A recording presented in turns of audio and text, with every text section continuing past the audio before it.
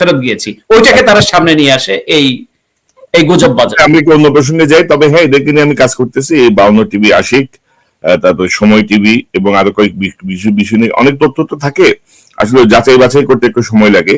তো ধরেন এই পর্যন্ত যতগুলো স্ট্রাইক তারা আমাকে দিছে, মিথ্যা স্ট্রাইক, আমার প্রোগ্রাম নিয়ে আমাদের স্ট্রাইক দিছে, এরকমও আছে।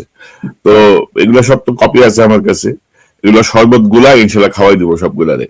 এই ওই অ্যাডভোকেট কামরুল আর আশিক আর যা আছে আর কি, সবগুলো শরবত গুলা খাওয়াই দিব।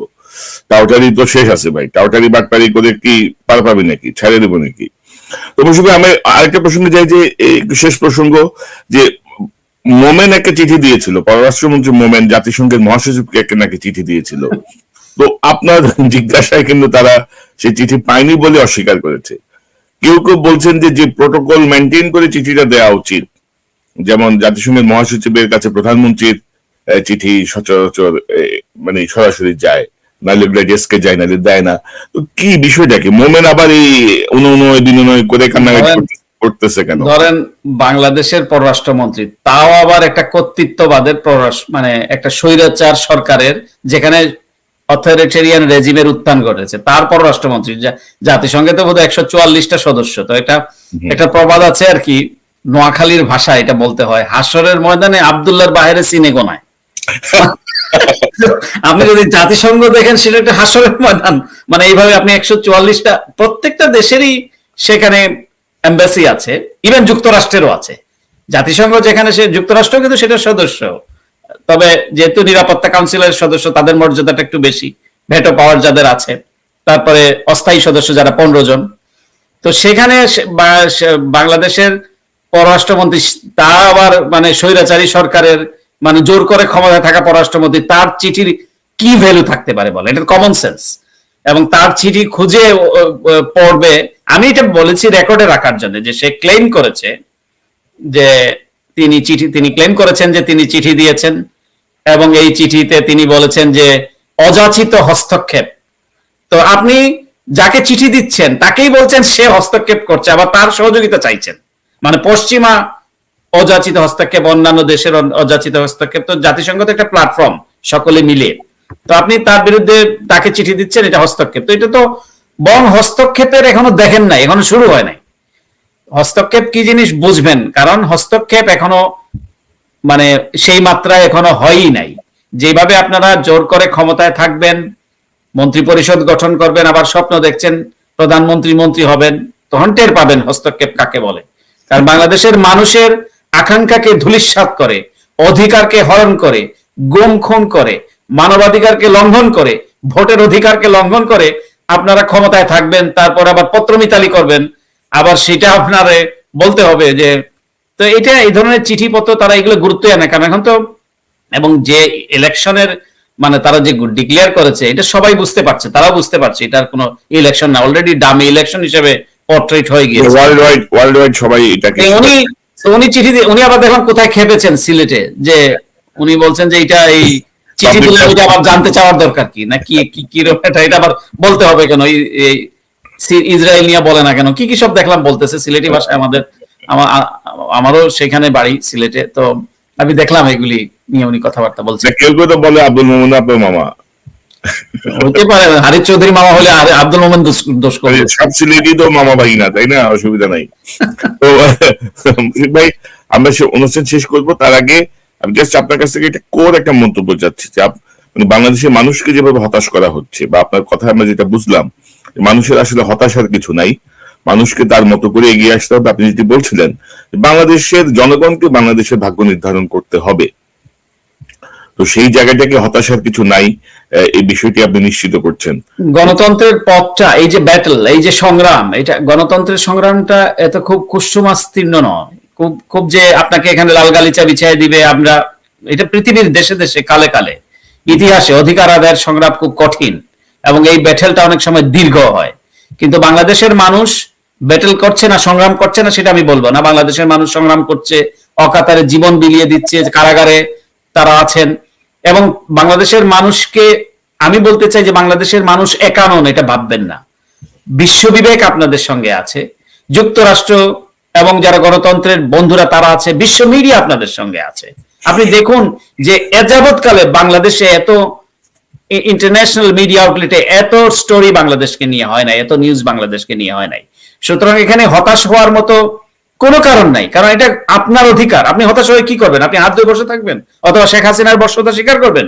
প্রশ্নই উঠে না।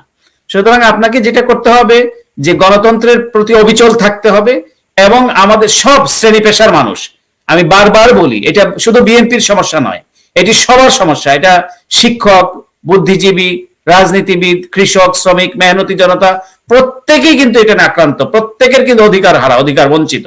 আপনি দেখেন ইউনিভার্সিটি শিক্ষকরা শিক্ষা কার্যক্রম নিয়ে কথা বলতে পারলো না, এরা কি সবাই বিএনপির শিক্ষক নাকি? তো এই যে অবস্থায় গিয়েছে, এবং প্রত্যেককে একটা প্ল্যাটফর্মে আসতে হবে। এখন আপনি মস্কোপন্থী, চীনাপন্থী, জামাত, জমিয়ত এগুলো দেখলে চলবে না। আপনাকে এখন সবার মাথায় সবাই আক্রান্ত, এই জন্য সকলকে এখন একটি প্ল্যাটফর্মে এসে এই সরকারের বিরুদ্ধে একটা দুর্বার প্রতিরোধ গড়ে তুলতে হবে। এবং এই প্রতিরোধের, এবং এই যে এটা কিন্তু অযৌক্তিক প্রতিরোধ নয়, এটা যৌক্তিক, কারণ ভোটাধিকার মানুষের অধিকার, বেঁচে থাকার অধিকার, এটা যে কোনো মানুষ, যে কোনো মানুষের জন্য অপরিহার্য, এটা করতেই হবে। আমার একটা অবজারভেশন যদি আপনাকে বলি, বা আমি এটা নিয়ে কয়েকজনের সঙ্গে কথা বলতে যেটি যে ইয়েটা আর কি, যে আপনি তো মার খাচ্ছেন, আপনি লুকাই লুকাই মার খাচ্ছেন কেন? ধরেন 10 লক্ষ মানুষের একটা সমাবেশে কয়েকটা সাউন্ড গ্রেনেড মারলো, আপনারা সবাই সরে গেলেন কেন? কেন আপনারা প্রতিরোধ করে তুললেন না? অর্থাৎ না, সেটা কিন্তু উপর থেকে কিন্তু গুলি করেছে, আমি দেখেছি, এটা আমরা দেখছি। হ্যাঁ, কিন্তু ধরেন যে আরেকটু স্ট্রং প্রতিরোধ গড়ে তোলা, আমি কেন শুধু মার খাবো রে ভাই? আমার তো হয়তো স্ট্র্যাটেজিক বিষয় আছে, এ প্ল্যান, বি প্ল্যান এগুলো থাকতে হয়, সি প্ল্যান থাকে। কিন্তু ধরেন আমরা হয়তো একটা সুবিধাজনক স্থান থেকে আমরা এক ধরনের অ্যানালিসিস করছি, কিন্তু আমি হয়তো স্পটে থাকলে হয়তো আমি একটু ভিন্নভাবে দেখার সুযোগ হবে। আমার বক্তব্য হচ্ছে যে আপনি তো আপনার উপর তারা চড়াও হচ্ছেই, ছাত্রলীগ, যুবলীগ, পুলিশ চড়াও হচ্ছে, আপনি আপনার আত্মরক্ষার অধিকার। শোনেন, বিএনপি তো একটা বুঝতে হবে, বিএনপি বা বিরোধী দল বাংলাদেশের, এরা তো স্বাভাবিক রাজনৈতিক দল, এরা তো কোনো মিলিটেন্ট গ্রুপ নয়, এদের হাতে তো কোনো অস্ত্র নেই, এরা তো তামিল নয় বা সর্বহারা নয়, এরা সাধারণ রাজনীতির চর্চা করছে। তো সাধারণ রাজনীতির চর্চা করে কাকে মোকাবিলা করছে? তারা ব্রাশ ফায়ারের মোকাবিলা করছে, তারা গুলির মোকাবিলা করছে, তাদের সাথে লাইসেন্সধারী অস্ত্র এই পাশে এই আওয়ামী লীগের, ছাত্রলীগের, যুবলীগেরদেরকে তো সবাইকে লাইসেন্স দিয়ে দিয়েছে, এবং এরা হলো সাধারণ মানুষ, তারা একটা জাতীয় পতাকা নিয়ে আসছে। তো আপনি এই সাধারণ মানুষরা কি করে একটি বন্দুকের নলের সঙ্গে লড়বে? তো কিন্তু এখানে বিষয়টা হলো, যদি মানুষের, সর্বস্তরের মানুষের যে গণবিস্ফোরণ, সেটার কাছে কোনো শক্তিই কিন্তু শক্তি না। আমরা বহু দেশে দেখেছি, ইভেন পাশাপাশি মিয়ানমারে যখন জান্তা সরকার আসলে আমরা দেখলাম ট্যাঙ্কের সামনে মানুষ মারা গিয়েছে, এক রাতে 19 জন মানুষ মারা গিয়েছে, কিন্তু ট্যাঙ্কের সামনে গিয়ে অবস্থান নিয়েছে। তো সুতরাং আমাদেরকে অবস্থান নিতে হবে, আমাদেরকে জানান দিতে হবে। অনেকে আছেন যারা অবস্থান নিয়েছেন, তারা কিন্তু নিয়েছেন ঠিকই, তারা কিন্তু কারাবরণ করছেন, তারা সাহসী। আর যারা সুবিধাজনক স্থানে থাকেন, ফেসবুকে স্ট্যাটাস দেখেন, তারাই কিন্তু বেশি হতাশাবাদী। কি হচ্ছে ভাই, কি হবে, কিছু কি হবে, কোনো ভালো খবর রচনা করতে হবে। ভালো খবর আপনি আরেক জায়গায় আশা করেন কেন? আমার টার্গেট ছিল আমি বান কি মুনের একটা ইন্টারভিউ করব, এই টার্গেট নিয়ে এসেছিলাম এবং আমি করেছিলাম। তো এবং হঠাৎ করে সেই অনুষ্ঠানটিও বন্ধ করে দেওয়া হয় এনটিভিতে, এনটিভির কর্তৃপক্ষ, সরকারের, আমি জানি না, তারা আমার অনুষ্ঠানটি বন্ধ করে দেয় এবং আমাকে বলা হয় যে আমি দেশের বাইরে চলে গিয়েছি। কিন্তু আমি দেশের বাইরে এসেছি, কিন্তু কাজে এবং রেকর্ডিংও করেছি। তো তৎকালীন অ্যাসিস্ট্যান্ট সেক্রেটারি, তারও একটা পর্ব আমি রেকর্ড করেছি, কিন্তু আমি অ্যাসিস্ট্যান্ট সেক্রেটারি অফ স্টেট, কিন্তু আমি তার এটা চালাতে পারি, সেটা তারাও জানে, আমি কিন্তু সেটা অনিয়ার করতে পারিনি। তো সুতরাং বিষয়টা হলো এই যে আমি যে নতুন নয়, আমি প্রশ্ন করতে চেয়েছি অথবা প্রশ্ন নেয়নি, এরকম ঘটনা একদিনও ঘটেনি। আমি মানুষ, দর্শক হয়তো বিভ্রান্ত হতে পারে, কিন্তু যেমন প্রশ্ন আমাকে কিন্তু ডাকেনি, কিন্তু আমি এখানে ঝাঁপিয়ে পড়েছি, এরকম কিন্তু ঘটছে। ওই যে টেলিভিশনে সে, তাকে কিন্তু ডাকেনি, সে তারা বলছে যে তোমাকে বলছি না, তুমি না সে। তো যখন কথা বলে তো টিভিটা তো এখানে থাকে, মানে সে ঝাঁপিয়ে পড়ে, তাকে ডাকেও না, একবার তো জোর করে, তারপর তাকে বলতে বাধ্য হচ্ছে, কারণ ফ্রিডম অফ এক্সপ্রেশনে বিশ্বাস করলে আবার তাকে বলতে দিতে হবে যেহেতু সেই রুমটিতে আছে। এখন কিন্তু সে এইভাবে করে, কিন্তু তাদের বেলায় নাই। ওই যে তাদেরকে যে বলে, আর স্টেট ডিপার্টমেন্টে মাইক বন্ধ করার কোনো মেকানিজমই মুখপাত্রের কাছে নাই। আপনি এটা অটোমেটিক, আপনি কথা বললে চলবে, কথা না বললে এটা বন্ধ হয়ে যাবে, এই জিনিস তারা ওই যে বন্ধ করা, এই যে থামিয়ে দেওয়া, এইসব চিন্তার ভাবনা থেকে তো বেরোতে পারে না। তারা ওই সমাজ ব্যবস্থার মধ্যেই আছে এবং তারা নিজে এইগুলা করে। যেমন আপনি যেমন আমার প্রশ্ন, আমি উত্তর দিচ্ছি, আপনি আমার প্রশ্নটা নিয়ে বলেন না না ঠিক আছে, আমি বলছি, আপনি আমাকে সাপ্লিমেন্ট করলেন, তো এটাই তো আদান এবং প্রদান। তো এটার জন্য তার মানে এই না, যেমন আমার প্রশ্ন, যেমন সেদিন আমি গার্মেন্টস ওয়ার্কার নিয়ে কথা বলেছি, একটা প্রশ্ন জাতিসংঘ মহাসচিবের কাছে, তো উনি বলেছেন যে গার্মেন্ট ওয়ার্কারের বিষয় তো আমি আপনাকে এনকারেজ করবো আইএলওতে আপনি এই বিষয় নিয়ে কথা বলার জন্য। উনি আমাকে ডাইরেক্ট করছেন, রেফার করছেন ইন্টারন্যাশনাল লেবার অর্গানাইজেশনে। তো হুইচ ইজ ফাইন, এটা তো বলতেই পারে, এটা বলার তার রাইট আছে। তো এইটা নিয়েই দেখছি, এইটা আমাকে একজনে পাঠিয়েছে, এই যে আপনি যেটা বললেন এই 52, এই যে বাকশালী গুলোতে, এবং এরা কিন্তু এই আর্টিফিশিয়াল ইন্টেলিজেন্সের এরাও কিন্তু এইটার মধ্যে এইগুলো জিনিসগুলো করছে, এবং তারা যে গুজব ছড়াচ্ছে, আমি আর্টিফিশিয়াল ইন্টেলিজেন্সের কথা বলছি না, মানে রিপোর্টের সাথে যায় যে গুজব ছড়ানো, ক্যাম্পেইন করা, যা না তা বলা, এই তো বাদ হয়ে যাচ্ছে। মুশফিক ভাই, ওই যে বাটপাটটা কি বলে চাঁদাবাজিতে ধরা পড়ছে যে অ্যাডভোকেট কামরুলের টিভি সময় কিন্তু আপনাদের নিয়ে একটা সময় ইদানিং আমাদের নিয়ে একটু বন্ধ আছে, আপনাদের নিয়ে তো একটার পর একটা চালাই যাচ্ছে আর কি। না, ওটা তারা আমাকে পপুলার করার মতো দায়িত্ব নিচ্ছে বোধহয় বাংলাদেশ। তো ধরেন এই 52 টিভির আশিক রহমান না আহমেদ বললাম, আমি দেখেন, এগুলা নিয়ে আমি কাজ করতেছি, এগুলা আমি সৌভাগ্যবান, আমি বলে রাখি, আমি বাংলাদেশের নির্বাচিত প্রধানমন্ত্রী, ইলেক্টেড প্রধানমন্ত্রীর সঙ্গে কাজ করেছি, যিনি সারা বাংলাদেশে ভোট করে প্রধানমন্ত্রী হয়েছেন। তার প্রতি আমার যথেষ্ট শ্রদ্ধা আছে। তার প্রধানমন্ত্রী হিসেবে আমি তার অ্যাসিস্ট্যান্ট প্রেস সেক্রেটারি হিসেবে আমি কাজ করেছি। কিন্তু আমি তো একটা মিডিয়া আউটলেট থেকে এখানে এসেছি, এবং আমি আবার কিন্তু সেই মিডিয়া আউটলেটে জয়েন করেছি তাৎক্ষণিকভাবে। আমি প্রথমে বোধহয় প্রধানমন্ত্রী কার্যালয় থেকে যাওয়ার পরে ইউএনবি তে জয়েন করেছি। দুর্ভাগ্য, সেই ইউএনবি এখন আমার বিরুদ্ধে নানা ধরনের ডিসইনফরমেশন ও মিসইনফরমেশন ছড়াচ্ছে, এবং তারা বলে তারা নাকি বাধ্য। তারপরে ইত্তেফাকে জয়েন করেছি, ডিপ্লোম্যাটিক করেসপন্ডেন্ট ছিলাম। তারপরে আমি লন্ডনে গেলাম, সানডে টাইমসে ওয়ার্ক এক্সপিরিয়েন্স রিপোর্টার হিসেবে কাজ করলাম। 20 বছর আগে আমি প্রধানমন্ত্রীর ডেপুটি অ্যাসিস্ট্যান্ট প্রেস সেক্রেটারি ছিলাম। এই সামনে নিয়ে বলছে কি ডিসইনফরমেশনটা দেখেন, বিএনপি চেয়ারপারসনের সাবেক সহকারী প্রেস সচিব। আমি কখনোই বিএনপি চেয়ারপারসনের সাবেক সহকারী প্রেস সচিব ছিলাম না, বা প্রেস সচিব ছিলাম না। আমি প্রধানমন্ত্রী বেগম খালেদা জিয়া, যিনি elected prime minister, popular prime minister, তার অ্যাসিস্ট্যান্ট প্রেস সেক্রেটারি হিসেবে কাজ করেছি। আমি এটা আমার জীবনের একটা গুরুত্বপূর্ণ সুযোগ আমি বলবো, আমি সেটাকে আবার অবলোক করবো। এবং তারপরে আমি আমার প্রফেশনে ফেরত গিয়েছি, ওইটাকে তারা সামনে নিয়ে আসে এই গুজব বাজার। আমি একটু অন্য প্রসঙ্গে যাই, তবে হ্যাঁ এদেরকে নিয়ে আমি কাজ করতেছি। এই 52 টিভি, আশিক, তারপর সময় টিভি এবং আরো কয়েক বিষয় নিয়ে অনেক তথ্য তো থাকে, আসলে যাচাই বাছাই করতে একটু সময় লাগে। তো ধরেন এই পর্যন্ত যতগুলো স্ট্রাইক তারা আমাকে দিছে, মিথ্যা স্ট্রাইক, আমার প্রোগ্রাম নিয়ে আমাদের স্ট্রাইক দিছে, এরকমও আছে। তো এগুলো সব তো কপি আছে আমার কাছে, এগুলো শরবত গুলা ইনশাল্লাহ খাওয়াই দিব সবগুলারে। ওই অ্যাডভোকেট কামরুল আর আশিক আর যা আছে আর কি, সবগুলো শরবত গুলা খাওয়াই দিব। টাউটারি তো শেষ আছে ভাই, টাউটারি বাটপারি করে কি পার পাবি নাকি, ছেড়ে দেবো নাকি? তো মুশফিক, আমি আরেকটা প্রসঙ্গে যাই, যে একটু শেষ প্রসঙ্গ, যে মোমেন একটা চিঠি দিয়েছিল, পররাষ্ট্রমন্ত্রী মোমেন জাতিসংঘের মহাসচিবকে নাকি চিঠি দিয়েছিল। তো আপনার জিজ্ঞাসায় কিন্তু তারা সেই চিঠি পায়নি বলে অস্বীকার করেছে। কেউ কেউ বলছেন যে প্রোটোকল মেনটেন করে চিঠিটা দেওয়া উচিত, যেমন জাতিসংঘের মহাসচিবের কাছে প্রধানমন্ত্রীর চিঠি সচরাচর মানে সরাসরি যায়, নাহলে ডেস্কে যায়, নাহলে দেয় না। তো কি বিষয়টা কি, মোমেন আবার এই বিনয় করে কান্নাকাটি করতেছে কেন? ধরেন বাংলাদেশের পররাষ্ট্রমন্ত্রী, তাও আবার একটা কর্তৃত্ববাদের পররাষ্ট্র, মানে একটা স্বৈরাচার সরকারের যেখানে অথরিটেরিয়ান রেজিমের উত্থান ঘটেছে, তার পররাষ্ট্রমন্ত্রী, জাতিসংঘে তো বোধহয় 144টা সদস্য। তো একটা প্রবাদ আছে আর কি, নোয়াখালীর ভাষা এটা বলতে হয়, হাসরের ময়দানে আব্দুল্লাহর বাহিরে সিনে গোনায়। আপনি যদি জাতিসংঘ দেখেন, সেটা একটা হাসরের ময়দান। মানে এইভাবে আপনি 144টা, প্রত্যেকটা দেশেরই সেখানে এম্বাসি আছে, ইভেন যুক্তরাষ্ট্রেরও আছে।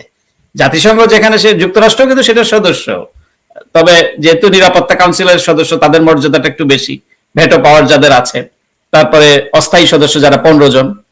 তো সেখানে বাংলাদেশের পররাষ্ট্রমন্ত্রী, তা আবার মানে স্বৈরাচারী সরকারের, মানে জোর করে ক্ষমতায় থাকা পররাষ্ট্রমন্ত্রী, তার চিঠির কি ভ্যালু থাকতে পারে বলে, এটা কমন সেন্স।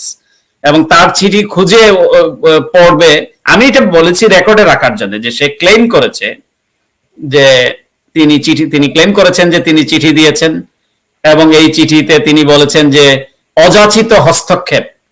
তো আপনি যাকে চিঠি দিচ্ছেন তাকেই বলছেন সে হস্তক্ষেপ করছে, আবার তার সহযোগিতা চাইছেন। মানে পশ্চিমা অযাচিত হস্তক্ষেপ, অন্যান্য দেশের অযাচিত হস্তক্ষেপ। তো জাতিসংঘ তো একটা প্ল্যাটফর্ম, সকলে মিলে। তো আপনি তার বিরুদ্ধে তাকে চিঠি দিচ্ছেন, এটা হস্তক্ষেপ। তো এটা তো বরং হস্তক্ষেপের এখনো দেখেন নাই, এখনো শুরু হয় নাই।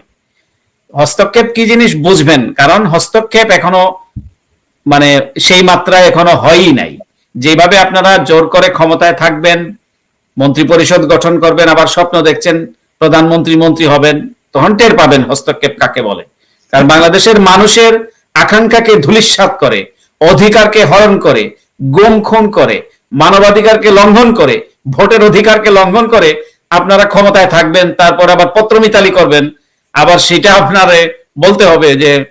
তো এটা এই ধরনের চিঠিপত্র তারা এগুলো গুরুত্বই আনে, কারণ এখন তো এবং যে ইলেকশনের মানে তারা যে ডিক্লেয়ার করেছে এটা সবাই বুঝতে পারছে, তারাও বুঝতে পারছে এটার কোনো ইলেকশন না, অলরেডি ডামি ইলেকশন হিসেবে পোর্ট্রেট হয়ে গিয়েছে। ওয়ার্ল্ড ওয়াইড সবাই এটাকে উনি চিঠি দিয়ে উনি আবার দেখলাম কোথায় খেপেছেন সিলেটে, যে উনি বলছেন যে এটা এই চিঠি দিলে ওইটা আবার জানতে চাওয়ার দরকার কি না কি কি এটা আবার বলতে হবে কেন, এই ইসরায়েল নিয়ে বলে না কেন, কি কি সব দেখলাম বলতেছে সিলেটি ভাষায়।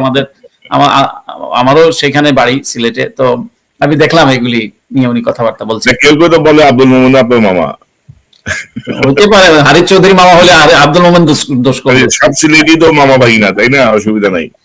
তো ভাই আমরা অনুষ্ঠান শেষ করবো, তার আগে আমি জাস্ট আপনার কাছ থেকে একটা কোর একটা মন্তব্য চাচ্ছি যে মানে বাংলাদেশের মানুষকে যেভাবে হতাশ করা হচ্ছে, বা আপনার কথা আমরা যেটা বুঝলাম, মানুষের আসলে হতাশার কিছু নাই, মানুষকে তার মতো করে এগিয়ে আসতে হবে। আপনি যেটি বলছিলেন বাংলাদেশের জনগণকে বাংলাদেশের ভাগ্য নির্ধারণ করতে হবে, তো সেই জায়গাটাকে হতাশার কিছু নাই, এই বিষয়টি আপনি নিশ্চিত করছেন। গণতন্ত্রের পথটা, এই যে ব্যাটল, এই যে সংগ্রাম, এটা গণতন্ত্রের সংগ্রামটা এত খুব কুসুমাস্তীর্ণ নয়, খুব খুব যে আপনাকে এখানে লাল গালিচা বিছিয়ে দিবে আমরা, এটা পৃথিবীর দেশে দেশে কালে কালে ইতিহাসে অধিকার আদায়ের সংগ্রাম খুব কঠিন, এবং এই ব্যাটেলটা অনেক সময় দীর্ঘ হয়। কিন্তু বাংলাদেশের মানুষ ব্যাটেল করছে না, সংগ্রাম করছে না, সেটা আমি বলবো না। বাংলাদেশের মানুষ সংগ্রাম করছে, অকাতারে জীবন বিলিয়ে দিচ্ছে, কারাগারে তারা আছেন। এবং বাংলাদেশের মানুষকে আমি বলতে চাই যে বাংলাদেশের মানুষ একা নন, এটা ভাববেন না। বিশ্ববিবেক আপনাদের সঙ্গে আছে, যুক্তরাষ্ট্র এবং যারা গণতন্ত্রের বন্ধুরা তারা আছে, বিশ্ব মিডিয়া আপনাদের সঙ্গে আছে। আপনি দেখুন যে এযাবৎকালে বাংলাদেশে এত ইন্টারন্যাশনাল মিডিয়া আউটলেটে এত স্টোরি বাংলাদেশকে নিয়ে হয় নাই, এত নিউজ বাংলাদেশকে নিয়ে হয় নাই। সুতরাং এখানে হতাশ হওয়ার মতো কোনো কারণ নাই, কারণ এটা আপনার অধিকার। আপনি হতাশ হয়ে কি করবেন? আপনি হাত ধুয়ে বসে থাকবেন অথবা শেখ হাসিনার বর্ষতা স্বীকার করবেন? প্রশ্নই উঠে না। সুতরাং আপনাকে যেটা করতে হবে যে গণতন্ত্রের প্রতি অবিচল থাকতে হবে, এবং আমাদের সব শ্রেণী পেশার মানুষ, আমি বারবার বলি এটা শুধু বিএনপির সমস্যা নয়, এটি সবার সমস্যা। এটা শিক্ষক, বুদ্ধিজীবী, রাজনীতিবিদ, কৃষক, শ্রমিক, মেহনতি জনতা প্রত্যেকেই কিন্তু এটা আক্রান্ত, প্রত্যেকের কিন্তু অধিকার হারা, অধিকার বঞ্চিত। আপনি দেখেন ইউনিভার্সিটি শিক্ষকরা শিক্ষা কার্যক্রম নিয়ে কথা বলতে পারলো না, এরা কি সবাই বিএনপির শিক্ষক নাকি? তো এই যে অবস্থায় গিয়েছে, এবং প্রত্যেককে একটা প্ল্যাটফর্মে আসতে হবে। এখন আপনি মস্কোপন্থী, চীনাপন্থী, জামাত, জমিয়ত এগুলো দেখলে চলবে না। আপনাকে এখন সবার মাথায় সবাই আক্রান্ত, এই জন্য সকলকে এখন একটি প্ল্যাটফর্মে এসে এই সরকারের বিরুদ্ধে একটা দুর্বার প্রতিরোধ গড়ে তুলতে হবে। এবং এই প্রতিরোধের এবং এই যে এটা কিন্তু অযৌক্তিক প্রতিরোধ নয়, এটা যৌক্তিক, কারণ ভোটাধিকার মানুষের অধিকার, বেঁচে থাকার অধিকার, এটা যে কোনো মানুষের জন্য অপরিহার্য, এটা করতেই হবে। আমার একটা অবজারভেশন যদি আপনাকে বলি, বা আমি এটা নিয়ে কয়েকজনের সঙ্গে কথা বলে যেটি যে ইয়েটা আর কি, যে আপনি তো মার খাচ্ছেন, আপনি লুকাই লুকাই মার খাচ্ছেন কেন? ধরেন 10 লক্ষ মানুষের একটা সমাবেশে কয়েকটা সাউন্ড গ্রেনেড মারলো, আপনারা সবাই সরে গেলেন কেন? কেন আপনারা প্রতিরোধ করে তুললেন না? অর্থাৎ না, সেটা কিন্তু উপর থেকে কিন্তু গুলি করেছে, আমি দেখেছি, এটা আমরা দেখছি। হ্যাঁ, কিন্তু ধরেন যে আরেকটু স্ট্রং প্রতিরোধ গড়ে তোলা, আমি কেন শুধু মার খাবো রে ভাই? আমার তো হয়তো স্ট্র্যাটেজিক বিষয় আছে, এ প্ল্যান, বি প্ল্যান এগুলো থাকতে হয়, সি প্ল্যান থাকে। কিন্তু ধরেন আমরা হয়তো একটা সুবিধাজনক স্থান থেকে আমরা এক ধরনের অ্যানালিসিস করছি, কিন্তু আমি হয়তো স্পটে থাকলে হয়তো আমি একটু ভিন্নভাবে দেখার সুযোগ হবে। আমার বক্তব্য হচ্ছে যে আপনি তো আপনার উপর তারা চড়াও হচ্ছেই, ছাত্রলীগ, যুবলীগ, পুলিশ চড়াও হচ্ছে, আপনি আপনার আত্মরক্ষার অধিকার। শোনেন, বিএনপি তো একটা বুঝতে হবে, বিএনপি বা বিরোধী দল বাংলাদেশের, এরা তো স্বাভাবিক রাজনৈতিক দল, এরা তো কোনো মিলিটেন্ট গ্রুপ নয়, এদের হাতে তো কোনো অস্ত্র নেই, এরা তো তামিল নয় বা সর্বহারা নয়, এরা সাধারণ রাজনীতির চর্চা করছে। তো সাধারণ রাজনীতির চর্চা করে কাকে মোকাবিলা করছে? তারা ব্রাশফায়ারের মোকাবিলা করছে, তারা গুলির মোকাবিলা করছে, তাদের সাথে লাইসেন্সধারী অস্ত্র। এই পাশে এই আওয়ামী লীগের, ছাত্রলীগের, যুবলীগেরদেরকে তো সবাইকে লাইসেন্স দিয়ে দিয়েছে। এবং এরা হলো সাধারণ মানুষ, তারা একটা জাতীয় পতাকা নিয়ে আসছে। তো আপনি এই সাধারণ মানুষরা কি করে একটি বন্দুকের নলের সঙ্গে লড়বে? তো কিন্তু এখানে বিষয়টা হলো, যদি মানুষের সর্বস্তরের মানুষের যে গণবিস্ফোরণ, সেটার কাছে কোনো শক্তিই কিন্তু শক্তি না। আমরা বহু দেশে দেখেছি, ইভেন পাশাপাশি মিয়ানমারে যখন জান্তা সরকার আসলে আমরা দেখলাম ট্যাঙ্কের সামনে মানুষ মারা গিয়েছে, এক রাতে 19 জন মানুষ মারা গিয়েছে, কিন্তু ট্যাঙ্কের সামনে গিয়ে অবস্থান নিয়েছে। তো সুতরাং আমাদেরকে অবস্থান নিতে হবে, আমাদেরকে জানান দিতে হবে। অনেকে আছেন যারা অবস্থান নিয়েছেন, তারা কিন্তু নিয়েছেন ঠিকই, তারা কিন্তু কারাবরণ করছেন, তারা সাহসী। আর যারা সুবিধাজনক স্থানে থাকেন, ফেসবুকে স্ট্যাটাস দেখেন, তারাই কিন্তু বেশি হতাশাবাদী। কি হচ্ছে ভাই, কি হবে, কিছু কি হবে, কোনো ভালো খবর রচনা করতে হবে। ভালো খবর আপনি আরেক জায়গায় আশা করেন কেন?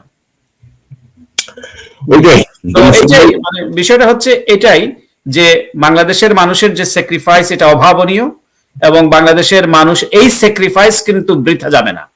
অনেকেই মনে করতে পারেন যে হ্যাঁ, শেখ হাসিনা তো কন্ট্রোল করে ফেলবে, 7 জানুয়ারি ইলেকশন হবে, এখন পিটায় পুটায় সব আরো অ্যাগ্রেসিভ হবে, তারপরে ইলেকশন করে ফেলবে, তারপরে ইলেকশন হয়ে গেলেই তো ডান। নো, ইলেকশন হয়ে গেলে ডান না।